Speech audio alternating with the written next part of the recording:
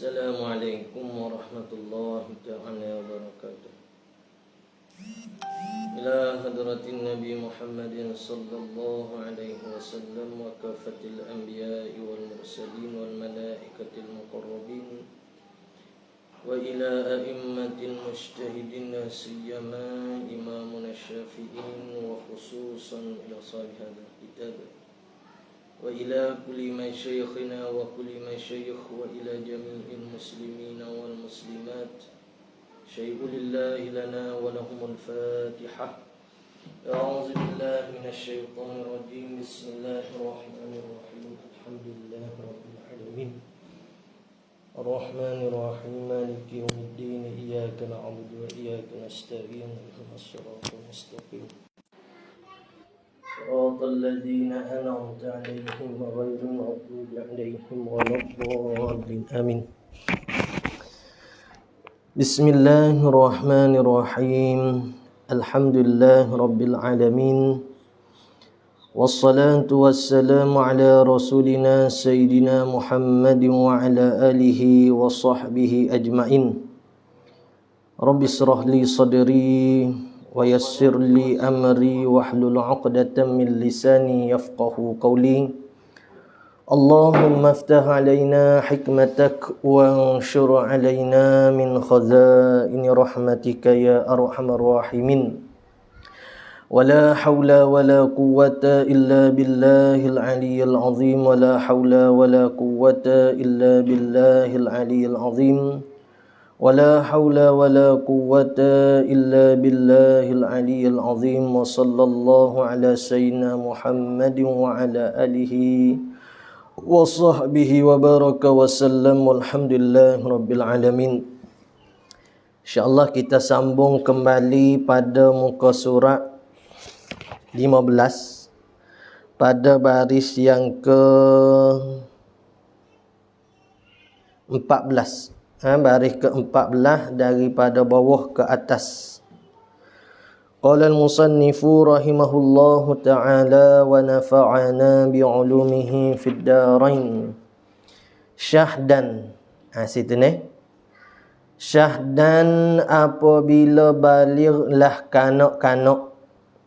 Kita duk kecek kemarinnya berkaitan dengan syarat wajib bagi sembahyang. Syarat wajib bagi sembahyang dia kata ada 4, iaitu Islam, akil, baligh dan suci daripada haid dan nifas. Kemudian dia sebutlah benda hak berkaitan dengan kanak-kanak. Setuh pada masalah baligh. Sebelum daripada kanak-kanak tu baligh, maka telah ada tuntutan daripada agama atas ibu bapa supaya mendidik anak-anak dengan agama.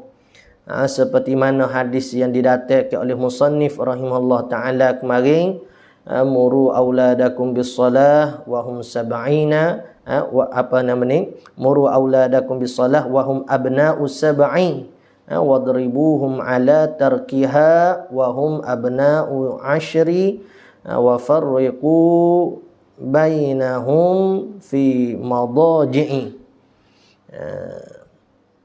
Baik, jadi tambahan daripada tu kata musannif rahimahullahu taala, apabila balighlah kanak-kanak, kanak-kanak hak sebelum pada baligh saat ni baligh, atau sembuhlah orang yang gila atau pitam. Gila tu yang orang panggil hak terkeluar daripada berakal.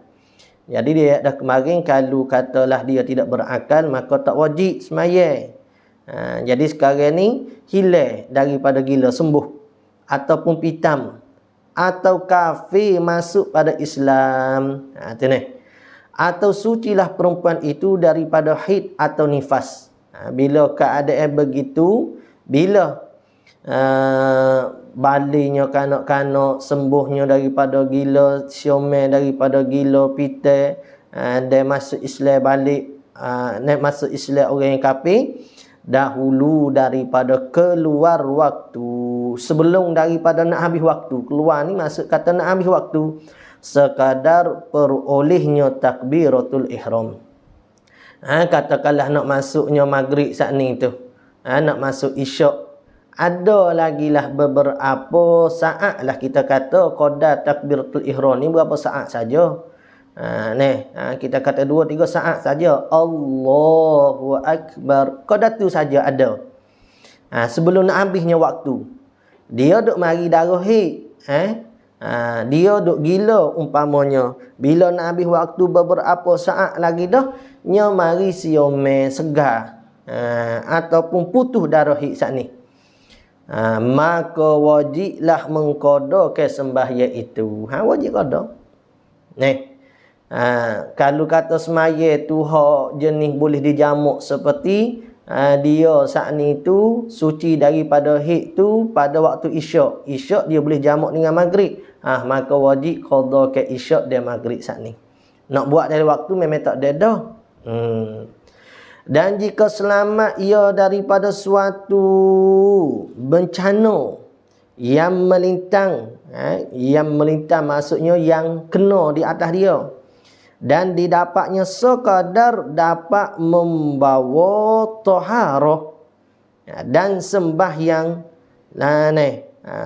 dia ada dapat, dia terkena bencana dan dia dapat untuk taharah ni bersuci dan sembahyang lagi, wajiblah mengqada sembahyang yang dahulu daripada yang didapatnya itu, jika ada sembahyang yang didapat dijamukkan seperti zuhur dan asar.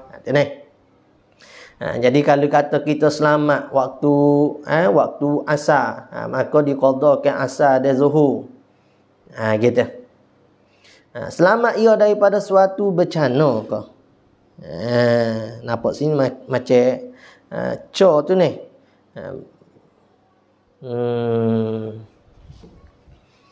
Cuba kita nak tengok dalam hak lain. Dia tulis bencana juga ke.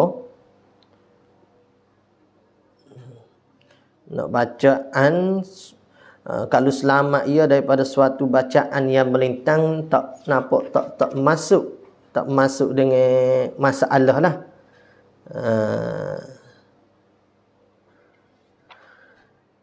Baik, tengok sini.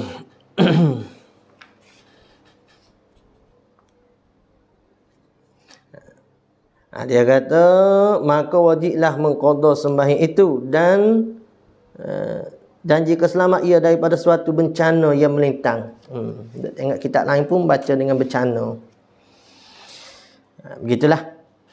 Dan jika selamat ia daripada suatu bencana yang melintang dan didapatnya sekadar dapat membawa taharah bersuci dan sembahyang lagi, wajiblah mengqada sembahyang yang dahulu daripada yang didapatnya itu. Isyak dengan maghrib, maka diqada ke maghrib dan isyak. Jika ada sembahyang dapatkan dijamuk, jadi sembahyang hok boleh jamuk lah, zuhur, asar, maghrib, isyak, subuh dak. Seperti sembahyang zuhur dan asar atau maghrib dengan isyak, tetapi dengan syarat jika selamat ia daripada bencana yang melintang, sekadar dapat ia mengerjakan dua sembahyang itu serta membawa taharah, maka dia kena buat dua-dua saat ni. Adapun jikalau datang penyakit gila pada yang balik, atau datang haid atau nifas perempuan atau pitam pada awal waktu, maka wajiblah ia qada sembahyang didapatnya awal waktu, tetapi syarat jika didapatnya sekadar beroleh mengerjakan fardu sembahyang dengan taharah yang tiada sah dahulu daripada waktu seperti tayammum.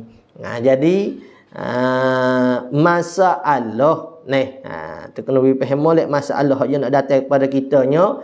Biasa bagi perempuan haid lah, orang gila ni jarang, kanak-kanak hok balik pun jarang lah kita duk kecek masalah ni. Jadi kalau katakanlah dia saat ni tu suci daripada haid, suci itu pada akhir waktu. Akhir waktu tu adalah beberapa saat lagi nak keluar pada waktu. Maka wajib atas dia saat ni kena qada. Kalau solat boleh jamak, katakanlah dia saat ni tu suci waktu maghrib, ada beberapa saat nak masuk isyak, maka dia kena mandi dan qada maghrib serta solat isyak lah. Begitu juga kalau katakanlah dia suci waktu isyak, nak habis waktu isyak, maka kena qada juga maghrib dan isyak. Tetapi kalau katakanlah dia saat ni datang darah pada waktu solat, datang darah waktu solat, maka kena tengok. Kalau katakanlah kita nak bersuci, nak ambil wuduk ke, ataupun urusan tayamum ke, dia sini ni. Dengan solat, berapa minit kita perlukan masa? Kita letaklah katanya 10 minit. Daripada masuknya waktu zuhur, letak kata zuhur 1.20 ke. Masuknya zuhur dengan nak datangnya hit tu, ada qada 10 minit. Yang mana qada 10 minit ni, sempat dah bagi kita untuk nak mengerjakan zuhur, tapi tak sempat kerja juga sebab kita tak buat awal waktu. Maka datanglah darah kita pada pukul 1.40 katakanlah. Tu dah ada 20 minit dah tu. Maka bila suci kita daripada haid tadi, zuhur hari tu kita kena qada balik. Gitu ya nak ayat. Jadi hak masalah datang darah bila telah masuk waktu, kena tengok ada kadar yang sempat untuk kita nak melakukan ibadat solat saat ni. Kalau tak ada kadar waktu tersebut, maka tak wajib kita kena qada waktu tu. Ada pun kalau sucinya darah kita di akhir-akhir waktu, maka dia nak qada takbiratul ihram saja. Kalau ada qada tu sebelum masuknya sebelum keluarnya waktu, maka solat saat ni wajib kita kena qadakan. Boleh ni? Bagi orang-orang muslimat lah tu. Qala al-musannif rahimahullah ta'ala, faslun, pada menyatakan segala syarat sah sembahyang. Jadi kemarin dia sebut syarat wajib sembahyang ada 4. Islam, balik, akal, suci daripada hid dan nifas. Hid ni suci daripada mani, benda menegahkan daripada solat. Masuk pada hari ni syarat sah sembahyang. Yang mana kalau tak cukup syarat-syarat ni, maka tidak sah lah solat kita. Ni dia syarat ni barang hok duk luar. Beza dengan rukun. Rukun tu dia mahiyah, dia juzuk bagi ibadat solat dah. Dia diri bagi solat dah rukun. Adapun syarat ni barang hok lain pada rukun, telah kita panggilkan dengan syarat. Bermula segala syarat sah mengerjakan sembahyang itu 8 perkara. Sini dia kira 8. Seingat saya lah dalam kitab Mu'tul Musalli tu dia kira dengan 9. Tak apalah. Dia atas cara kira super rukun sembahyang lah. Ada kata 13, ada kata 17. Itu atas kira ada kata 14. Atas kira kita. Tak ada masalah. Yang pentingnya kita masuk ke segala syarat-syarat dia, segala rukun-rukun dia. Hak tu hak penting. Adapun cara nak kira, ikutlah lagu-lagu mana pun. 8 perkara ni. Pertama, Islam. Maksud katanya orang kafir dia semaya tak sah. Lepas tu kalau gitu juga kita kena tegah orang kafir semaya. Siapa suruh? Bilalah dia nak sembahyang, nak berjinak-jinak dengan agama kita. Nak supaya dengan ibadat puasa lah. Dia kafir nak puasa selekeh. Mudah-mudahan dengan dia rasa orang panggil selesa dengan amal ibadat kita saat ni tu, Allah Ta'ala buka ke kita hati dia untuk memeluk agama Islam. Mana tahu. Nak tegah apa orang nak sembahyangnya. Hak sekarang ni hak jadi masalahnya, ramai mana orang hak tak sembahyang. Terutama orang Islam tu sendiri tak sembahyang baik. Hak ni hak kita kena pakat-pakat mikirnya. Ada pun orang kafir nak sembahyang tu, hak tu tak apalah. Dia nak sembahyang tak sembahyang. Yang penting kita ni jangan duk turut dia. Jangan dah demo mari sembahyang kita pula pergi sembahyang pak dia, tu tak boleh gitu. Hak tu lah hak cadangan asal orang kafir pada Nabi sallallahu alaihi wasallamnya setelah daripada Nabi SAW tak menerima orang panggil permintaan mereka, maka mereka mencadang ginilah yang Muhammad ni, time waktu ibadat kami ikut, time waktu kami ibadat kamu pula ikut kami.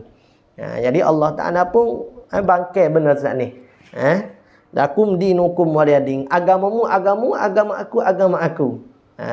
Bukan kata molek apa kita nak baik biar dia mau ikut kita kita ikut dia tak boleh lah. Bukan cara begitu ukuran buat baik dengan orang ni. Kedua, mumayyiz. Jadi kalau hak budak-budak duk semaya tu tak sah lah. Adapun dia nak ikut nak turut budak-budak kecil tak ada masalah. Nak ayat kata sah ke tak, supaya ambil semaya lah ni. Syaratnya kena tamyiz, kena mumayyiz. Ketiga, mengetahui akan masuk waktu dengan yakin. Kena tahu kata masuk dah waktu dengan yakin ataupun dengan zon sekalipun yakni sah lah. Yang pentingnya kita tahu kata telah masuknya waktu. Tahu masuk waktu dengan yakin ni dengan kita melihat kepada peredaran matahari inilah. Keluar fajar, masuk matahari sekaliannya, masuknya maghrib, hilang sopok merahnya, masuknya isyak. Tu orang panggil tahu masuk waktu dengan yakin. Yakin tu maksudnya 100%. Ataupun dengan cara zon. Zon ni lagu mana? 70%.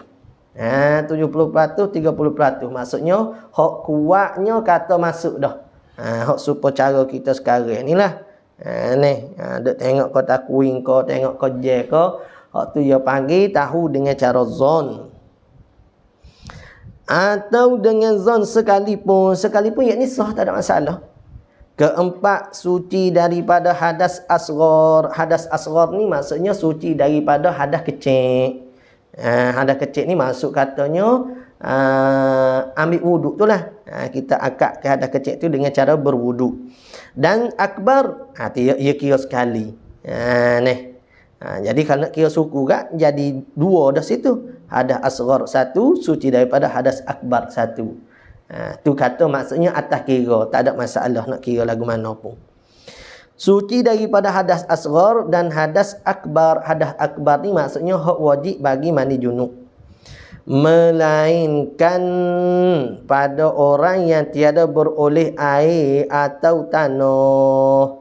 Melainkan yakni istisna, pengecualian daripada suci daripada hadas kecil hadas besar. Iaitu orang yang mana tak ada air, tak ada debu tanah, maka dia boleh juga solat, cuma dia kena qada baliklah solat tu.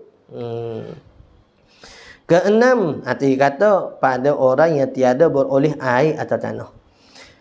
Kelima, suci daripada najis yang tiada maaf pada badannya. Di sini kita kena mengaji pula lah hak mana najis hak dimaafkan.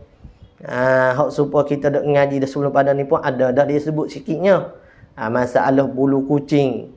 Tu. Kalau banyak tak dimaafkan, kalau sikit dimaafkan. Darah sama juga. Sikit dimaafkan, banyak tak dimaafkan. Tu maksudnya kita kena tahu. Hak mana dipanggil ke kategori najis hak dimaafkan. Hak moleknya tak ada langsung najis tu lebih molek. Tapi kalau katalah tak dapat tidak, ada juga hak terkena najis saat ni untuk nak dibuat ke ibadat solat. Maka pada waktu tu kita kena tengok dimaaf ke tak dimaaf. Daripada najis yang tiada maaf pada badannya dan pada kainnya dan tempatnya, yakni tempat solat. Apa tempat? Yakni tempat yang kena anggota solat dia. Ketika mana dia berdiri, ketika mana dia duduk dan ketika mana dia sujud. Tu 2-3 tempat saat ni. Ketika mana berdiri maksudnya tempat tapak kaki kita lah. Kawasan tapak kaki kita tu jangan ada hak terkena najis. Tepat waktu kita duduk, duduk iftirash ataupun duduk tawarruk, dua tu je duduknya. Nak duduk selo pun boleh, cuma orang tak buat. Duduk iftirash iaitu duduk tahiyat awal, duduk tawarruk itu duduk tahiyat akhir. Jangan ada dia waktu kita sujud, hak mana kena pada dahi kita, pada tangan kita, pada lutut kita, pada tapak kaki kita. Jangan ada yang tersentuh dengan najis. Ada pun anggota kita berbetulan dengan najis tak bersentuh, tak apa. Berbetulan maksudnya tak berbetulan dengan dada kita ni, atas tikas sejadah tu ada tahi cicak, tak apa. Asal kata jangan bersentuh saja. Kalau bersentuh tak boleh. Tu kata pada tempatnya, iaitu tempat kita solat. Jadi kita boleh fahamnya, kalau kata satu sejadah, ada tahi cicak ke atau najis pada bucu-bucu sejadah yang tak terkena anggota badan kita, maka itu tak mengapa. Bukan kata kena suci semua, ataupun di bawah tikas sejadah kita yang ada najis, tak ada masalah. Yang penting hak bersentuh dengan kita. Sebab tikas sejadah tu kita tak buat masuk solat, kita tak menanggung. Adapun kalau benda tu menanggung dengan kita, hak tu kena suci juga. Seperti selipar. Selipar orang pergi semaya jenazah di atas kubur tu. Maka kerana tu selipar saat ni tu, kalau boleh kita pecah, kita duduk atas selipar. Jangan kita duduk pakai. Kalau kita pakai selipar, sedekah tanah saat ni tu, hak duduk kita kata ada tercampur dengan najis-najis, mutanajis, hak orang panggil tubuh badan manusia, perut manusia, hak duk hacur lebu dalam tu. Nampak? Jadi bila akad duk naik, jadi tanah hak daripada dalam saat ni, dia panggil tanah hak mutanajis saat ni, terkena pada selipar kita, maka tapak selipar kita saat ni tu dihukum ke kena najis. Maka kalau kita pakai, maka seolah kita menanggung ke benda hak mutanajis. Tak boleh. Maka kerana tu kita kena cabut dijuk atas selipar. Tu cara dianya. Baik ni. Kecuali kalau dah hujan. Hujan tak apalah. Dia kira telah mensuci ke tanah-tanah hak terkena najis tadi. Baik, saat ni dia kata suci badan pakaian ni benda hak berkait dengan kita lah. Contoh kata ni super mikrofon ni. Banyak tok email duk pakai mikrofon. Kalau mikrofon hak wire bersambung dengan PA system tu, pelak dia tu, hak tu kena dia panggil kena cek belakang tu di wire saat ni jangan ada najis. Adapun pas ke atas tu tak apa. Terkena najis tak ada masalah. Tepat hak dapat dicabut wayar ni saja. Sebab bila dia bergantung dengan kita ni, dia diiktibarkan dengan pakaian kita juga dah. Ya supaya kalau kita kata benar baju, tu semua pakaian kita, hak bergerak hak kita tanggung masa kita solat saat ni. Baik ni. Tu dia kata kena suci ke pakaian kita, badan kita. Batu mana saat ni? Dan tempat kita solat jangan bagi ada najis yang tak dimaafkan. Itu syarat yang ke-5. Ke-6, menutup aurah pada yang kuasa jikalau pada tempat yang sunyi. Sunyi tu dah naklah sawab, bukan suci. Tempat yang sunyi sekalipun wajib tutup aurah. Aurah dia banyaklah bahasa aurat ni. Aurat luar semaya dengan aurat dalam semaya tak sama. Jadi hak aurat saat ni tu kita kena tutup habis. Hak daripada belah datar dan belah keliling kita. Adapun belah bawah tak mengapalah. Dia beza dengan khuf. Khuf tak ni sebelah datar tak apa, terbuka khuf kasut kulit tu. Yang pentingnya bawah dan sekeliling jangan terbuka. Masalah aurat hak dimaafnya sebelah bawah saja. Hak atas, hak sekeliling kanan kiri kena bagi tutup molek. Sebab itulah setengah guru dia hurah kata masalah aurat ni, katakanlah kita pakai baju ni terbuka kolor ni. Nak cutting ketat sangat, tak selesa. Maka kita buka kolor saat ni. Ataupun buka banyak ke sikit. Kalau duduk berdiri ni tak nampaklah aurat. Cuma bila kita rokok saat ni tu, baju saat ni tu dia jatuh dan sedek ke orang panggil kain hak kita pakai, seluar kita pakai ni bawah pada pusat. Maka dia terbuka aurat saat tu sebelah hadapan. Tak boleh. Sebab tu kita kena jaga ni. Jaga bukan kata sebelah atas ni saja, tapi sebelah hadapan, sebelah belakang. Ya banyak kadu biasa orang kita ni dia tak pakai jubah. Dia pakai baju t-shirt, dia pakai seluar. Agak banyaklah hak berlakunya bila semaya saat ni tu, bila orang panggil tahin sujud lah terutamanya. Tahin sujud saat ni tu tersikatnya baju, seluar saat ni tu dia jadi nampak nampak kawasan aurat kita. Kawasan aurat hak lelaki lah antara pusat dia lutut ni. Nampak. Hak teruk lagi tu, teruk lah. Kalau nampak boxer, seluar hak dia pakai sebelah dalam tu, hak tu tak apa, asal kata menutup. Walaupun kira aib dah. Tapi bak menutup tu kira menutup dah. Ni bukan kata nampak seluar, nampak hak kawasan kulit aurat tu. Maka waktu tu terbatallah solat kerana terbukanya aurat. Kita panggil aurat ni. Sepatutnya kalau nak sebutan hak sebenarnya aurat lah. Sebab tu marbutah. Tapi dia panggil bahasa kita tu kita sebut dengan aurat. Tak apalah. Di bahasa dah begitu. Kalau sebut aurah pula orang pula pelik. Baik, keenam menutup aurat pada yang kuasa. Jikalau pada tempat yang sunyi sekalipun, tempat ada orang, kita seorang semaya. Sebab tu dia bukan masalah faktu ada orang tak ada orang. Dia faktu masalah bila kita solat, dia ada aurat dia tersendiri yang perlu kita jaga. Tak boleh bagi terbuka aurat tu. Aurat ni, aurat tok laki bini tak ada masalah lah. Mertua dengan menantu, anak dengan ibu bapa, tu kena jagalah. Kalau sama-sama mahram ni, dia antara pusat dia lutut. Tak kira lah hak puai ke, hak laki ke. Jadi hak alik ayuh ke, alik tok tua ke, dia biasa orang jatuh lah. Alik orang jatuh ni, dia buka, orang panggil dia pakai kain sarung, dia tak pakai baju. Dalam rumah ni panas. Jadi pada waktu kain sarung tu, dia pakai bawah pada pusat. Tu aurat lah tu.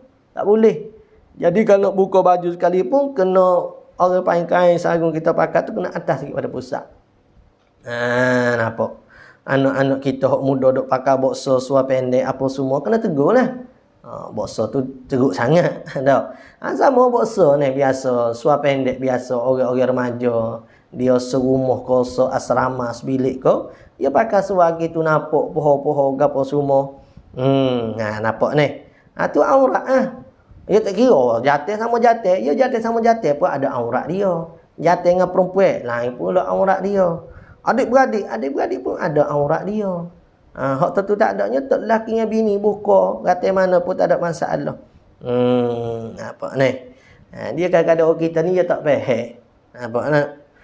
Budak-budak kalau pakai seluar pendek, orang tua marah. Orang tua duk pusat boje tu. Dia tak faham kata tu aurat kau guna wallahu a'lam lah. Kadang-kadang orang tua duk ngaji tafsir dah. Tu kata tu. Duk ngaji tafsir guna kalau pada ain tak lepas ni. Apa? Dia masuk katanya kita ni biar timur leh bagi fardu ain ni. Ya bukan kita nak halal demo nak ngaji hak tinggi, ngaji tak masalah. Biar we faham, biar we amal, we lepas hak fardu je dulu. Dia mau kata bagi khilaf ustaz. Yalah bagi khilaf tu kata mana hak khilafnya mazhab kita lagu mana.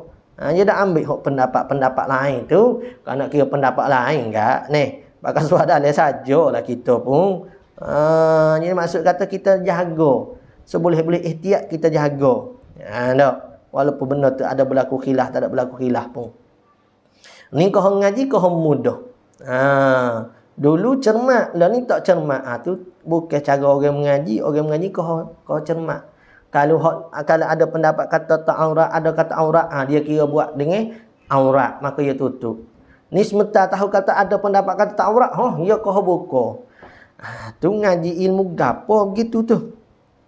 Peliklah cara mengaji gitu tu tak. Orang ngaji ni nak kau takarrub dengan Allah, nak kau ihtiyat cermat dari apa-apa perbuatan kita.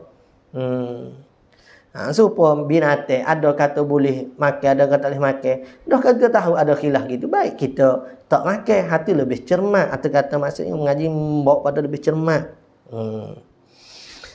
Maka aurat laki-laki dan sahaya perempuan itu barang antara pusat dan lutut. Barang antara. Pusat lutut tu tidak aurat. Lepas tu pusat lutut tu dia wajib tutup di atas dasar nak mensempurnakan tutup aurat. Nampak ni? Dia kaedah ma la yatimul wajib illa bihi fahuwa wajib. Barang hak tak sempurna, tidak sempurna. Kecuali dengan barang saat ni, maka barang saat ni pun jadi wajib juga. Tak sempurna kita nak hak wajib. Mana tutup aurat? Mana antara pusat dan lutut? Kecuali kita tutup juga barang ni, pusat lutut ni. Maka baru sempurna. Maka barang tu saat ni pun jadi wajib. Jadi pusat lutut ni tutup di atas dasar untuk nak menyempurnakan tutup aurat. Dia bukan aurat. Gitu ni. Nak halusi ni. Orang mudah kata kat pusat lutut ni kat aurat. Tapi bila kita menghalusi bagi masalah hukum, kita kata bukan aurat. Lepas tu tutup juga disebab nak bagi sempurna bagi tutup aurat. Yang mengaji ni nak wipah sebutir-sebutir. Supaya kata babi tak haram. Jelah babi tak haram. Moga babi ni bahagian anjing. Barang hak tidak ada taklif di atas dia. Anjing tak ada taklif. Hak haram ni kita makan, kita setuh, kita duk pera, kita duk jual. Tu hak haramnya. Ya haram ke wajib ni hukum taklifi. Jadi babi ke anjing ke dia bukan benda taklifi. Tu bila kita mengaji kita faham. Okey. Kau jelas. Maka aurat laki-laki dan sahaya perempuan ni tak ada lah. Kita kata zaman lalu enggak boleh kata tak ada lah. Saya perempuan bukan hok bibik tu bukan sahaya tu orang merdeka. Dia makan gaji. Sahaya ni hamba betul-betul. Barang yang antara pusat dan lutut, jikalau kanak-kanak sekali pun hatu. Sebab tu hak budak umur 7 tahun 10 tahun tu kena didik dah dengan tutup aurat dia. Abang ni kena didik. Biar rasa malu dulu. Walaupun kita kata tak berdosa atas dia, ibu bapak lah. Ibu bapak tu hak kata muru auladakum bisolah saat ni tu ulama mai duk hurai kata bukan semaya saja, kena didik. Semua benda hak berkaitan dengan agama kena pandai didik dah. Ibu bapak wajib dah didik anak saat ni umur 7 tahun. Sebab dia terima dah didikan. Bahkan hak didikan hak masa kecil itulah dia lebih kuat bagi kanak-kanak saat ni nak dengar dan nak dipraktikkan. Dan aurat perempuan merdeka yang balik atau tiada balik di dalam sembahyang sekalian badannya menaikkan mukanya dan kedua tangan. Mana muka? Ni kita ngaji muka ni. Tepat tumbuh rambut, sining hinggalah kepada dagu ni. Bawah pada ni, bawah dagu ni dia tak panggil muka, maka wajiblah tutup. Dia duk buka, akan tutup. Tak kira dalam semaya, luar semaya, sebab dia kata aurat luar semaya dengan aurat dalam semaya bagi perempuannya semua tu badan kecuali muka dan kedua tangannya. Kedua tangan hingga pada pergelangnya. Perempuan merdeka hak balik. Apa? Dan aurat perempuan merdeka yang balik atau tiada balik di dalam sembahyang. Dalam semaya, luar semaya pun begitu jugalah. Kecuali dengan mahram kita, adik-beradik. Kalau dengan adik-beradik, aurat kita walaupun perempuan antara pusat dan lutut juga. Melainkan mukanya dan kedua tangannya hingga pergelangan ketujuhnya. Ayat banyak lah tu. Dia hanya ayat berkaitan dengan aurat dalam semaya saja. Aurat luar semaya tu pendek kata dia kata pergi tengok kitab lain lah. Tak ada sini ni. Jadi aurat lelaki kalau dalam semaya pusat lutut. Luar semaya dengan mahram dia pusat lutut. Kalau dengan orang lain sekalian tu badan jugalah. Tak boleh tak pakai baju, tak boleh. Apa? Tu cuba tengok dalam kitab-kitab lain. Ada pun perempuan kalau hak merdeka dalam semaya ke luar semaya ke lain daripada muka dan tangan. Kalau dengan mahram adik-beradik tu dengan ayah ke dengan ipar dengan ipar pula dah. apa nama ni, mertua ko, maka hak tu ndak hak mahram lah. Hak mahram tu antara pusat dia lutut mahram. Ketujuh, menghadap kiblat dengan dadanya di dalam sembahyang kepala tu sunat. Kepala tu sunat kita hadap sekali. Jadi kalau kata paling kepala tak batal lagi lah semaya, tapi KJA tu KJA yang makruh. Di dalam sembahyang pada yang kuasa.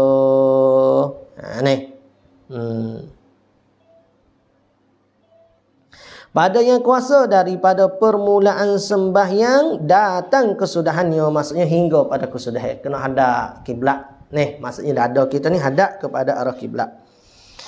Tetapi hadap ni dengan yakin, dengan zon jugalah. Kalau duduk depan Kaabah kena dengan yakin. Tu dalam kitab Hidayah Subiya tu. Dia bahas lebih lanjut lah hak ni.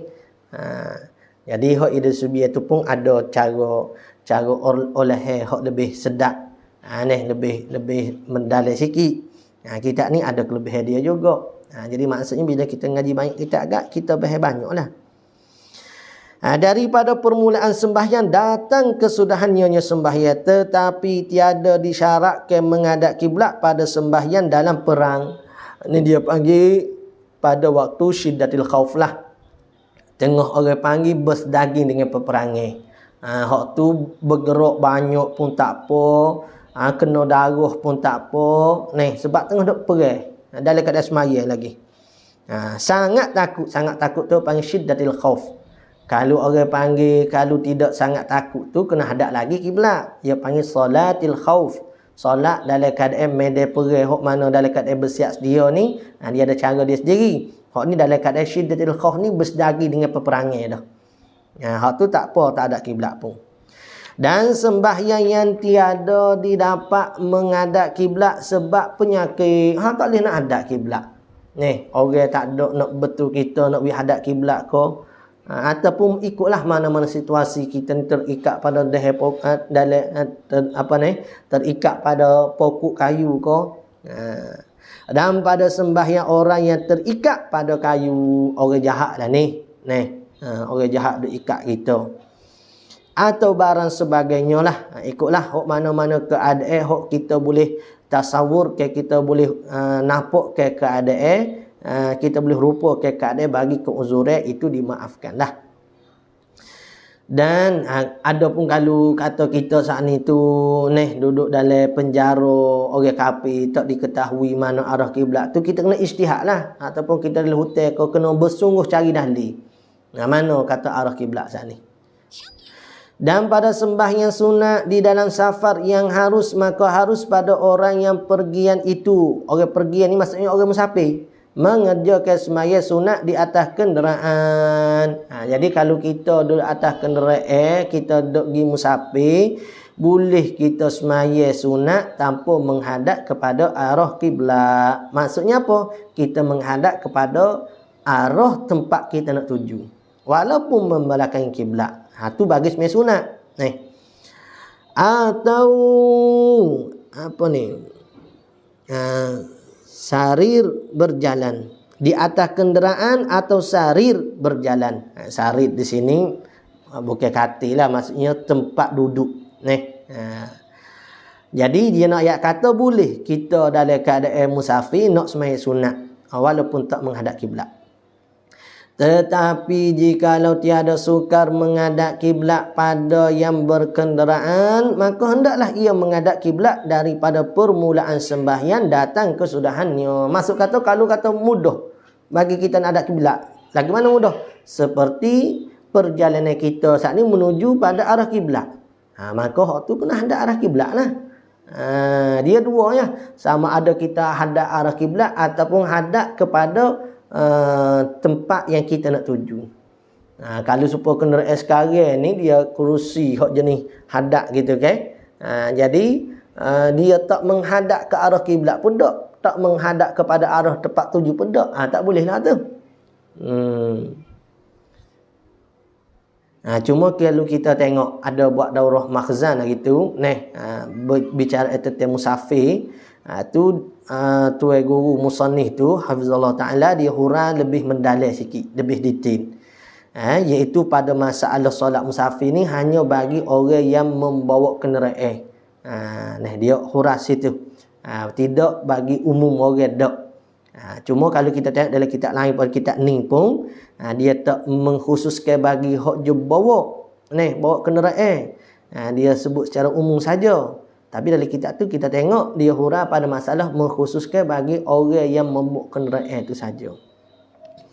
Wallahu a'lam lah kalau ada khilaf situ ni. Tetapi jika tiada suka menghadap kiblat pada yang berkenderaan, maka hendaklah ia yang berkenderaan saat ni menghadap ke kiblat daripada permulaan sembahyang datanglah pada kesudahan. Maksudnya hingga pada kesudahan sembahyang. Mana kesudahan sembahyang? Iaitu memberi salam lah. Jadi dia ni cara musafir ni dia tak perlu dua marhalah ni. Hak syarat dengan dua marhalah 90 km tu bagi orang yang nak jamak qasar. Ada pun yang nak sembahyang sunat di atas kenderaan ni bagi mereka yang keluar daripada kampungnya. Supaya kita nak pergi Kota Baru ke, nak pergi kerja tempat kita ke, di atas kenderaan tu boleh kita solat duha, boleh kita solat sunat yang lain. Dan wajib ia mentamamkan akan segala rukun sembahyang. Mentamam ni maksudnya mensempurna. Kalau mampu, tak mampu seperti kita tak ada kereta, maka kita isyarat saja. Sujud pada mana, rokok lebih tinggi sikit pada sujud lebih rendah. Atau setengahnya mentamamkan segala rukun ataupun setengah rukun hak kita mampu sempurna. Yang sedapatnya. Jadi kalau naik basikal atau naik duduk jalan kaki ke, tu mampu untuk nak sempurna ke rokok sujud. Maka orang yang duduk jalan kaki, yang musafir jalan kaki, kalau dia sembahyang sunat juga, maka dia kena menghadap kepada arah kiblat dan mensempurna ke rukun pada waktu sujud rokok. Dia boleh dia orang panggil berjalan dan menuju kepada arah perjalanan dia ketika mana dia qiyam. Dan dalam kitab itulah pula ni. Di situ lebih detail lah. Dalam kitab Makhzan tu. Atau setengahnya yang sedapatnya melainkan jika sukar, maka tiadalah, yakni tak wajib nak sempurnakan rukun. Kalau susah tak apalah, supaya kita dah atas kereta. Dah atas kereta api, duduk atas kapal ko, kalau susah. Dan wajib menghadap kiblat di sana. Wajib menghadap kiblat pada takbiratul ihram jika tiada suka. Jadi kalau susah untuk nak hadap kepada kiblat pada waktu-waktu yang lain, waktu kita takbir sajalah kita akad. Waktu lain tak payah hadap kepada kiblat, kita hadap kepada tempat yang kita nak tuju. Seperti di kenderaannya berhenti atau mudah ia memegang kenderaannya supaya unta ni. Unta tu yang mudah, ia bawa kepala tu agak hadap pada kiblat agak, ia hadap lah. Jadi kalau mudah, masa takbir tu kena hadap pada kiblat. Ataupun boleh berhenti ke tengah-tengah jalan, tepi jalan. Atau mudah ia seorang memegang kenderaannya kepada pihak kiblat. Dan jika tiada demikian itu, maka jalannya itulah kiblatnya. Maka jika tiada demikian itu, yakni tidak mudah nak hadap pada kiblat, maka arah perjalanan kita itulah kiblat kita. Sebab tu kita sebut dah tadi, kalau kata kita ni membelakangi daripada arah tempat tuju kita, tak boleh lah. Tetapi jika ia memaling kenderaan lain daripada pihak jalannya, melainkan kepada pihak kiblat jua. Jadi kalau kata dia nak memalingkan kenderaan dia tu daripada tempat dia tuju, dia kena paling kepada arah kiblat saja. Ni pada masalah orang nak sembahyang sunat atas kenderaan. Maka jikalau dipalingkan pada pihak yang lain daripada jalannya, maka batallah sembahyangnya. Tak boleh lah. Sama ada arah tempat nak tuju ataupun arah kiblat. Kalau lain daripada tu, kita duduk orang panggil sembahyang sunat mengarah pada lain pada arah tu, maka tak sah lah. Melainkan jika dengan beban ni bodol atau lupa atau lari kenderaannya, maksudnya tak terkawal tiba-tiba. Itu tak apalah. Dan kafalah memadalah tunduk dan rokoknya pada sujudnya. Memadai, tak apa. Maksudnya buat isyarat saja. iaitu iaitu tunduk bagi sujud, terlebih tunduk daripada rokoknya. Buat gitu je lah, buat isyarat supaya orang uzur daripada semaya sempurna ni. Qala al-musannif rahimahullah ta'ala, kita perhabiskan sikit. Adapun pada orang berjalan itu, hendaklah ia berhadap kepada kiblat pada takbiratul ihram. Dan mentamamkan rokoknya, mensempurnakan rokok. Maksudnya tahi rokok tu kena rokok molek, dia kena hadap kiblat. Dan tahi sujudnya kena sempurna. Maksudnya kena sujud atas jalan lah. Tak boleh buat isyarat, sebab mudah. Orang atas kenderaan ni susah. Dan duduk antara dua sujud, waktu duduk antara sujud tu menghadap kiblat juga, kena hadap kiblat belakang tu. Rokok, sujud, duduk antara sujud. Waktu qiyam saja dia berjalan kepada arah tempat dia nak tuju. Dan jikalau seorang mengerjakan sembahyang di dalam perahu atau rongga yang berhenti. Rongga ni maksudnya suatu yang ada ruang. Seperti kapal. Terlebih kurang perahu lah. Baik.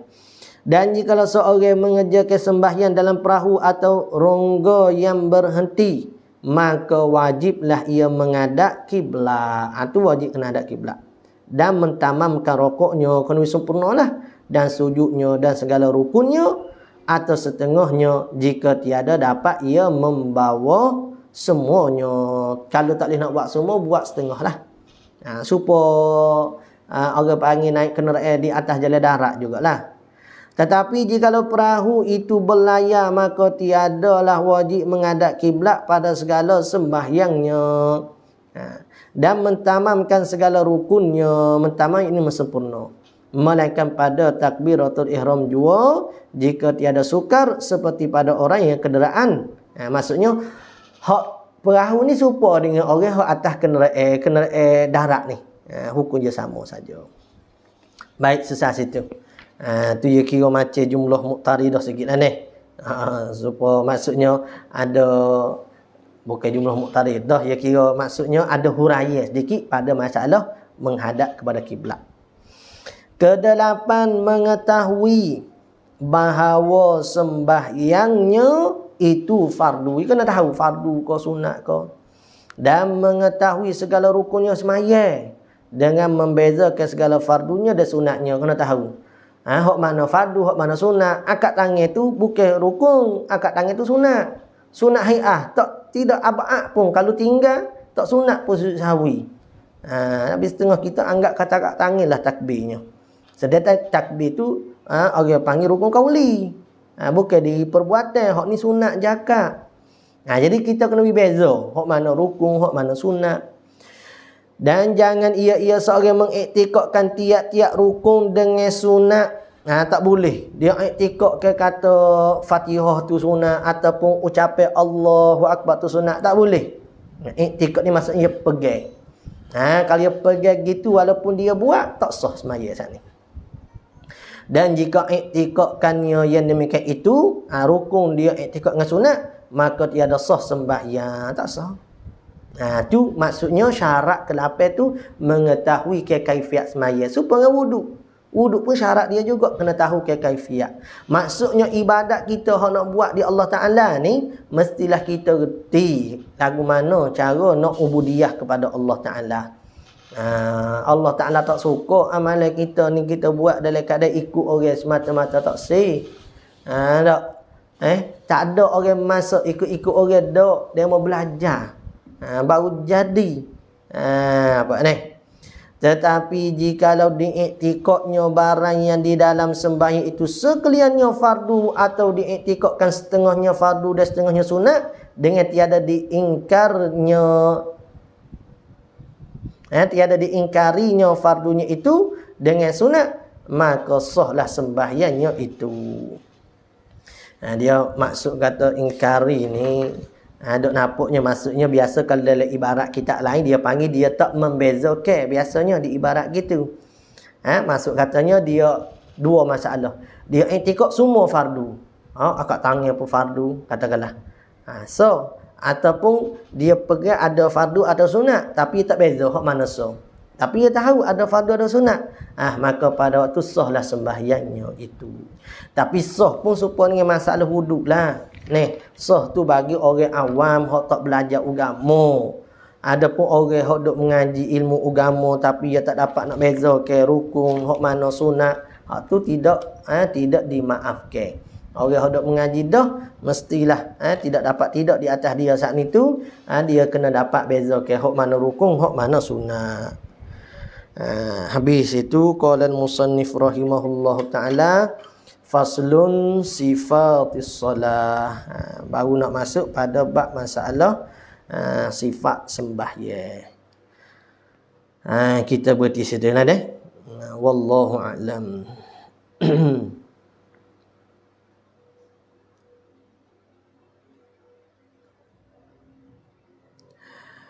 Jadi kalau kita dengar orang azan tu dikira zon ke kira yakin? Jawab kata kira zon juga lah tu. Kira zon. Hok yakin ni hok kita tengok pada hok matahari ni. Hak tu hok bawa pada yakin. Baik. Hukum pelihara serigala macam mana ustaz? Adakah serigala termasuk dalam kategori anjing? Wallahu alam. Dulu pun kita ada dah tanya dah setengah-setengah guru duk bahas masalah serigala ni. Ada hok kata dengan dihukumkan dengan anjing juga. Tu ada kata dak. Jadi nak cerak lagi tu kita kena tengok pada kitab lah pula, kena tengok situ pula. Tapi sebenarnya serigala tu sendiri kata setengahnya gini. Dia dinamo kodok dengan nama anjing. Tidak, serigala nama yang lain, anjing tu nama yang lain. Maka tak hukum. Cuma rupa dia tu lah hak jadi kesamarannya. Sebab rupa dia tu nak lebih kurang dengan anjing. Jadi kita kena tengok pula lah di mana-mana kitab supaya lebih cerak dengan kita nak tak hukum saat ni. Wallahu a'lam. Sallallahu rabbuna ala nuril mubin Ahmad al-Mustafa sayyidil mursalin. Sallallahu rabbuna ala nuril mubin Ahmad al-Mustafa sayyidil mursalin wa ala alihi wa sahbihi ajma'in wa ala alihi wa sahbihi ajma'in. A'udzu billahi minasyaitonir rajim. Bismillahirrahmanirrahim. Alhamdulillahil alamin. Wassalatu wassalamu ala rasulina sayyidina Muhammad wa ala alihi wa sahbihi ajma'in. Allahumma anfa'na bima 'allamtana. Rabbana zidna ilma. Allah faqihna fid din wa 'allimna at-ta'wil waj'alna min ibadikal mukhlisin. Waj'alna min awliyaika salihin. Rabbana atina fid dunya hasanah wa fil akhirati hasanah wa qina adzabannar. Wa sallallahu ala sayyidina Muhammad wa ala alihi wa sahbihi wa baraka wa sallam. Walhamdulillahi bi'alamin. Taqabbalallah.